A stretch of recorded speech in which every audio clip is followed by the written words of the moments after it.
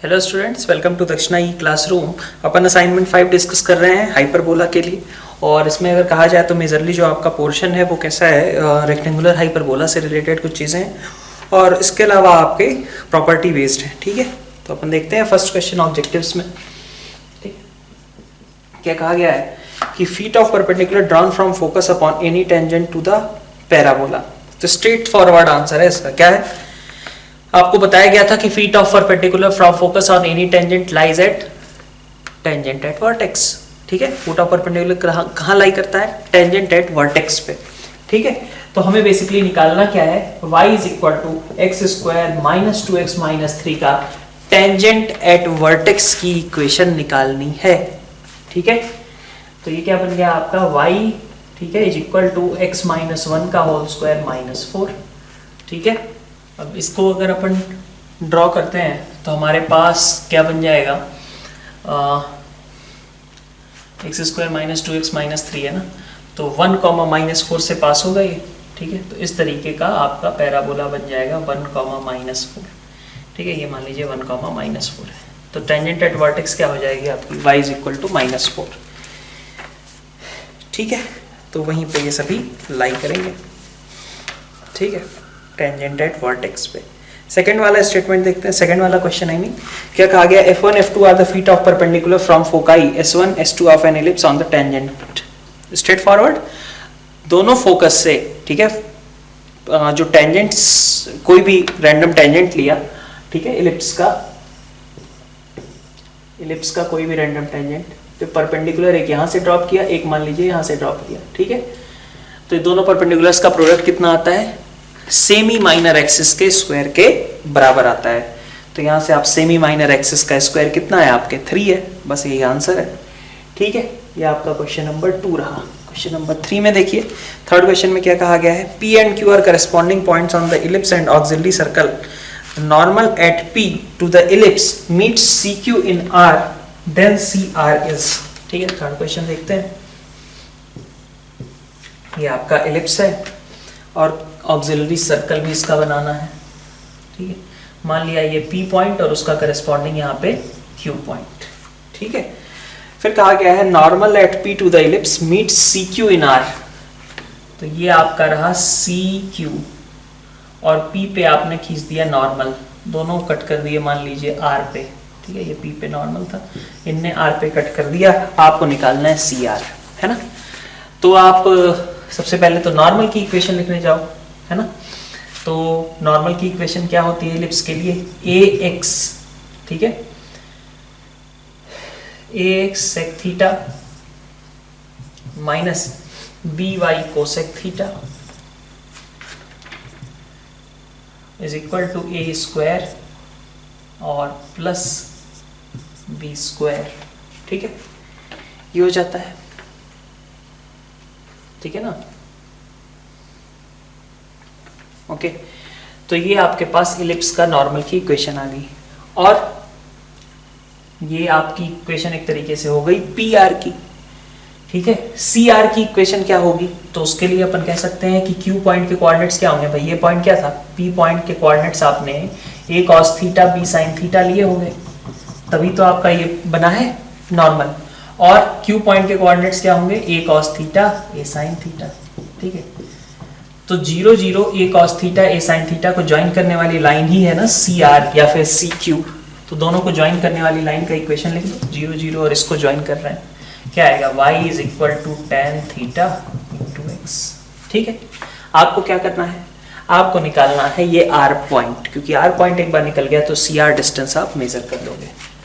तो आप देखो y की जगह पे आप रख दो x tan थीटा, तो AX sec theta minus B x, ठीक है, tan theta into cosec theta. तो ये भी कितना आ जाएगा भाई, y की जगह पे x tan थीटा रख दिया is equal to A square plus B square. ठीक है, तो यहाँ से आपके पास x का कोऑर्डिनेट आ जाएगा A square plus B square upon A minus B, ठीक है, cos थीटा।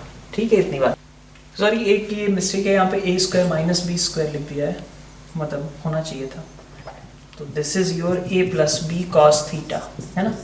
ये आपका a plus B cos theta आ गया। तो r के कोऑर्डिनेट में x क्या आ गया, a plus B cos theta. ठीक है, अगर x आप a plus B cos theta यहाँ पे रख देते हो तो y कितना आ जाएगा, a plus B sine theta. तो ये हो गया a plus B sine theta. ठीक है, तो ये जो सी आर डिस्टेंस है 0 0 और इस पॉइंट के बीच की कितनी हो जाएगी, a प्लस बी के बराबर। तो ये C R is basically a plus B. ठीक है, ये भी आपको पता है, आंसर आप मार्क कर सकते हो। ठीक है, ये आपका क्वेश्चन नंबर 3 रहा। क्वेश्चन नंबर 4 में आपसे कॉमन टेंजेंट की बात करी गई है, तो ये तो आसान सा क्वेश्चन रहता है, यहीं पे कर लेते हैं एक बार को। क्वेश्चन नंबर 4 देखिए क्या बोला गया है। कहा जा रहा है कि एक तो आपका पैराबोला है और एक सर्कल है, दोनों का स्लोप फॉर्म में लिख लो। तो सर्कल के लिए y is equal to mx plus minus r under root 1 plus M square. ठीक है, तो r आपका ये रहा under root 1 plus M square, यही हो जाएगा। और दूसरा पैराबोला के लिए y is equal to mx plus a by M, जो कि कितना है 2 बाई एम। ठीक है, तो अगर दोनों सेम ही लाइनें हैं तो इसका मतलब ये 2 बाई एम इसके बराबर होना चाहिए। 2 बाई एम को इसके बराबर कर दो, m की वैल्यू निकल आएगी। ठीक है, m की वैल्यू निकल आई तो यहां से आपको वो कॉमन टेंजेंट की इक्वेशन मिल जाएगी। ठीक है, ये बात। नेक्स्ट आगे बढ़ते हैं। क्वेश्चन नंबर 5 में, 5th क्वेश्चन में क्या कहा गया है कि एक सर्कल और पैराबोला का कॉमन नॉर्मल लिखना है। तो सर्कल का नॉर्मल मतलब क्या, कोई भी लाइन जो कि उसके सेंटर से पास करती हो। और पैराबोला का नॉर्मल आपको लिखने आता है, क्या होगा, y is equal to mx minus 2am, a कितना है 1 माइनस am क्यूब। ये कहां से पास करना चाहिए, ये लाइन। ये लाइन अगर सर्कल के लिए नॉर्मल है तो इसका मतलब सर्कल के सेंटर से पास करती होगी, और सर्कल का सेंटर कितना है 6,0। ठीक है, 6,0 से पास करती है। तो 0 is equal to 6m minus 2m minus m cube. So it is 4m minus m cube is equal to 0। m common है आपका, m square minus 4 is 0। So m will be equal to 0 या फिर plus minus 2। ठीक है, ठीक है, तो m equal to 0 रखने से भी, 2 रखने से और माइनस 2 रखने से, तीनों से ही आपको कॉमन नॉर्मल का सोल्यूशन मिल जाएगा। क्वेश्चन नंबर 6 रेक्टेंगुलर हाइपरबोला से रिलेटेड क्या बोला जा रहा है, the rectangular hyperbola circumscribe a triangle ABC, then it will always pass through its. Okay, ठीक है, तो आपने एक चीज दिखाई थी कि आपके पास जो T1, T2, T3 और T4 आते हैं, है ना। आपने कहा था कि एक सर्कल और एक रेक्टेंगुलर हाइपरबोला, ठीक है, ऐसा, ये आपके 4 अलग अलग पॉइंट्स पे इंटरसेक्ट करेंगे, है ना, मैक्सिमम। अब 4 पॉइंट्स पे अगर ये इंटरसेक्ट करेंगे तो इनमें से मान लीजिए अगर कोई भी 3 को लेकर के आपने एक ट्रायंगल बना लिया। ठीक है, ये T1 है सपोज, ये T2 है, ये मान लीजिए T3 है। ठीक है, तो आपको तीनों के कोऑर्डिनेट्स पता है, मतलब क्या हो गया कि ये CT1, C/T1, this is CT2, C/T2 and this is CT3, C/T3। आपको क्या कहा जा रहा है, इस तरीके का एक ट्रायंगल है ना, और रेक्टेंगल, हाँ ठीक है, इस तरीके का एक ट्रायंगल है। इसका आपको देखना है कि किससे पास करेगा, xy equal to C square. ठीक है, तो ये भी ऐसे एक थ्योरी ही है, ठीक है, आप इसको भी याद ही रखना, वैसे ज्यादा सही रहेगा। देखो अपन क्या बोलते हैं, अपन बोल सकते हैं एक लाइन की इक्वेशन, मान लीजिए ये आपका A था पॉइंट, ये B था और ये C था। ठीक है, तो आप अगर इसका ऑर्थो सेंटर निकालने जाओ तो ऑर्थो सेंटर के लिए क्या करोगे, A से BC पे परपेंडिकुलर ड्रॉप करोगे, है ना। तो आप A से BC पे परपेंडिकुलर ड्रॉप करने जाओ, मान लो, तो BC का स्लोप क्या होता है, इन दोनों को ज्वाइन करने वाली लाइन का स्लोप BC का स्लोप होगा। तो slope of BC is basically -1 upon T2 T3, यही होगा, ये स्लोप होगा आपका BC का। तो slope of BC is -1 upon T2 T3। ठीक है, तो उसमें परपेंडिकुलर आप जो खींचोगे उसका स्लोप T2 T3 आएगा, है ना, और A से आप परपेंडिकुलर खींचोगे। तो अपन लिखना चाह रहे हैं अल्टीट्यूड फ्रॉम A। ठीक है, तो A से जो अल्टीट्यूड खींचा गया उसकी इक्वेशन क्या होगी, y माइनस C/T1, इधर x माइनस C/T1, और स्लोप क्या लग जाएगा T2 T3, है ना। ऐसे ही एक आप जैसे A से लिखे हो B से लिख सकते हो, अल्टीट्यूड फ्रॉम B क्या आएगा, y माइनस C/T2 आ जाएगा, यहाँ पे x माइनस सी t2 हो जाएगा और यहाँ पे आ जाएगा आपका t1 t3। दोनों को साइमल्टेनियसली सॉल्व कर लो, आपको मिल जाएगा ऑर्थो सेंटर। और वो ऑर्थो सेंटर कैसा आता है, कुछ इस तरीके का, माइनस सी है ना बाई t1 t2 t3। यहाँ से सॉल्व करके निकाल लेना, देख लेना, थोड़ा बहुत चेंजेस हो सकते हैं, एक बार सॉल्व करना है इन दोनों को, ठीक है। तो पॉइंट ऑफ इंटरसेक्शन आपको निकल आएगा, वो point of intersection is your ortho centre and it is something like this, है ना, इस तरीके का। तो ऑब्वियसली ये पॉइंट किसको सेटिस्फाई करता है, X Y is equal to C square को। तो ऑर्थो सेंटर जो होगा इस तरीके के ट्रायंगल का, ऐसा ट्रायंगल जिसके तीनों वर्टाइसेस कहाँ हैं, रेक्टेंगुलर हाइपरबोला पे, ठीक है। तो उस ट्रायंगल का ऑर्थो सेंटर रेक्टेंगुलर हाइपरबोला पे ही एग्जिस्ट करेगा। इसी के बेसिस पे आपका 7th क्वेश्चन भी ऐसे ही सॉल्व होगा। कैसे होगा वो आप खुद से सोचना एक बार, ठीक है। मैं एक्सप्लेनेशन नहीं दे रहा हूं क्योंकि लगभग सारी चीजें लिखी हुई हैं, ठीक है। और आपको वो भी बताया गया था कि 4 कॉन्साइक्लिक पॉइंट्स अगर होंगे तो वो चारों पॉइंट्स आपस में कैसे कोरिलेटेड होंगे, ये आपको बताया गया। तो थोड़ा सा यहाँ पे दिमाग आप खुद से खर्च करना कि 6th की हेल्प से डायरेक्टली हम 7th पे कमेंट कैसे कर सकते हैं, ठीक है। हैविंग दिस इन माइंड कि आपको वो चीज़ पता होनी चाहिए जो आपको पढ़ाई गई है कि 4 कॉन्साइक्लिक पॉइंट्स में t1 t2 t3 t4 के बीच कैसा रिलेशन रहता है, ठीक है। नेक्स्ट देखिए, नेक्स्ट आपको कहा गया है कि find equation of latus rectum. तो latus rectum of rectangular hyperbola, तो बड़ा आसान सा काम हो गया ये तो, ठीक है।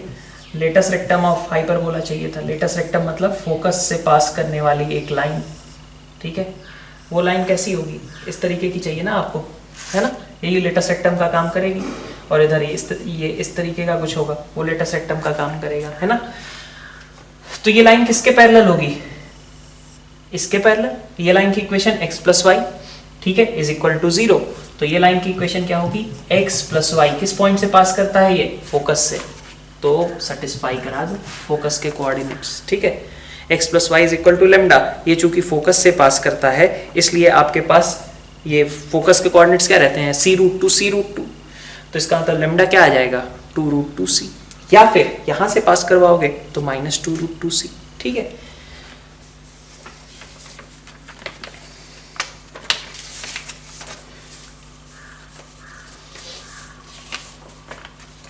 नेक्स्ट देखते हैं अपन क्वेश्चन नंबर 8। क्वेश्चन नंबर 8 में कहा गया है कि chord is drawn to the hyperbola xy equal to 4 from point 2,2 which cuts it again at point B। तो 2,2 तो खैर हाइपरबोला का खुद का पॉइंट है ना, xy इज इक्वल टू 4। तो 2,2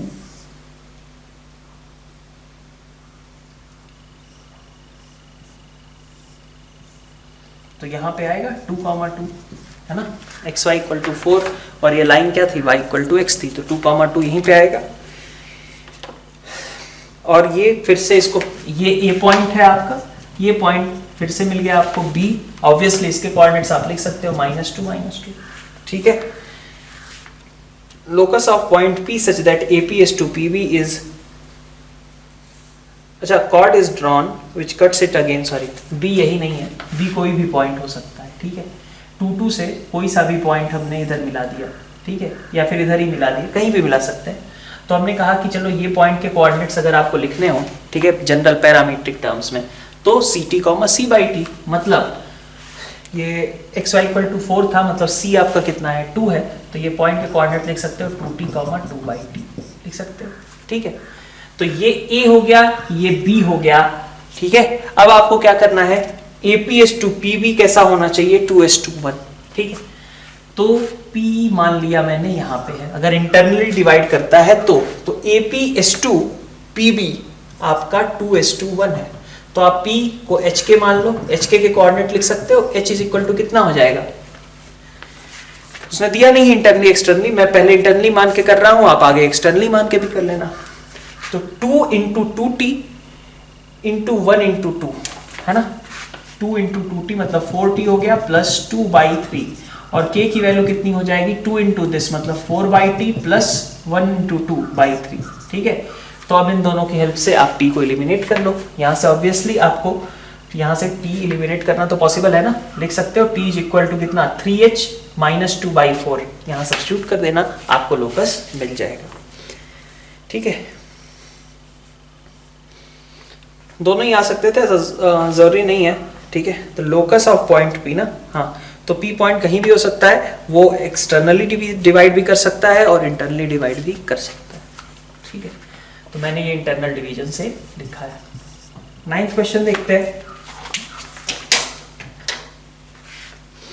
9th क्वेश्चन में कहा जा रहा है tangent at any point x1 y1 on the hyperbola meets the coordinate axis at point q and r, the circumcentre of triangle OQR has coordinate. चलिए next slide में देखते हैं इसको भी। देखिए 9th क्वेश्चन में था आपके पास कि आप xy is equal to c square पे, ठीक है, x1 y1 पॉइंट पे आप टेंजेंट खींच रहे थे। मान लिया ये है वो पॉइंट जिस पे खींच लिया हमने टेंजेंट, मान लो ऐसा है ना। इसने कट किया q और r पे एक्सिस को, OQR का आपको बताना है सर्कमसेंटर का, सर्कमसेंटर बताना है ना। तो अब जरा देखो कि पहले तो मैं टेंजेंट की, अब एक चीज तो दिख रही है ना, QR यहाँ पे 90 डिग्री सबटेंड करता है, मतलब OQR का जो सर्कल बनेगा, ठीक है, ये एक तरीके से कह सकता हूं मैं कि ये एक राइट एंगल ट्रायंगल है, तो इसका जो सर्कमसेंटर होगा वो कहाँ लाई करेगा, हाइपोटेनस के मिड पॉइंट, मतलब QR का मिड पॉइंट आपको निकालना है बेसिकली। तो इस लाइन की इक्वेशन क्या होगी, x1y plus y1x by 2 is equal to c square, यही होगी ना, x1y plus y1x is equal to 2c square, ठीक है, यही आपकी रिक्वायर्ड इक्वेशन है। अब आप अगर ये पॉइंट निकालना चाहते हो, ठीक है, आप चाहो तो c स्क्वायर को, ये पॉइंट x1 y1 था आपका, है ना, c स्क्वायर को x1 y1 के बराबर भी रख सकते हो, है ना, डिवाइड कर लिया तो ये बन जाता है आपका कितना, y upon y1 plus x upon x1 is equal to 2, ये आपका कोऑर्डिनेट, मतलब ये लाइन की इक्वेशन हो गई। अब अगर आप q निकालोगे तो q के लिए आपको y 0 करना पड़ेगा, इसको 0 कर दिया, यहां से x आ गया 2x1, तो q कोऑर्डिनेट आ गया 2x1, 0, और इसके कोऑर्डिनेट सिमिलरली क्या आ गया 0, 2y1। तो बताओ जरा इसका मिड पॉइंट क्या आएगा, x1 y1, मतलब जिस पॉइंट पे टेंजेंट खींचा गया था वही पॉइंट तुम्हारा जो है सर्कमसेंटर का काम करने लगेगा, ठीक है। क्वेश्चन नंबर 10 देखिए। क्वेश्चन नंबर 10 में आपसे बोला जा रहा है कि locus of middle point of parallel chords with gradient m of rectangular hyperbola, rectangular hyperbola xy equal to c square के लिए आपको क्या करना है, लोकस ऑफ मिड पॉइंट लिखना है। ऐसी कॉर्ड्स के मिड पॉइंट के बारे में बात की जा रही है जिन सभी कॉर्ड्स का स्लोप क्या है, m है। मतलब क्या कहा गया, ऐसे समझिए, पहले ये बहुत सारी m स्लोप की लाइनें होंगी, है ना, ऐसे ही इसमें भी होंगी बहुत सारी सेम पैरेलल। तो m स्लोप की मान लो ये लाइनें हैं, तो इनके ये जो मिड पॉइंट्स है ना h के, इनका आपको लोकस लिखना है, ठीक है। तो एच के की बात कर लिया, सबसे पहले मैंने मान लिया कि ये पॉइंट एच के है, ठीक है। तो एच के है तो इसका इस कॉर्ड की इक्वेशन कैसे लिखी जाएगी, तो कॉर्ड की इक्वेशन अगर ये मिड पॉइंट एच के है तो t इक्वल टू s1 देगा, तो t क्या होगा, x1y plus y1x by 2 minus c square is equal to s1, मतलब x1y है ना, x1 की जगह मैं h लिख देता हूं और y1 की जगह पे k, है ना, इज इक्वल टू s1 मतलब h square hk minus c square, यही होगा, ठीक है। इतनी बात, c स्क्वायर तो कैंसिल आउट हो गए, तो अब आपके पास बचा hy plus kx is equal to 2hk, है ना, ये आपकी इक्वेशन हो गई, ठीक है। कहा जा रहा है इसकी स्लोप कितनी होनी चाहिए, इसकी स्लोप होनी चाहिए m, यही बोला गया है ना कि ये जो लाइनें हैं उन सभी का स्लोप m है, तो आप इसका स्लोप निकाल लो, कितना आएगा, minus k by h should be equal to m, ठीक है। ये डिफरेंस हो गया आपके यहाँ से, बाकी आप एच के को xy में बदल लोगे, ठीक है।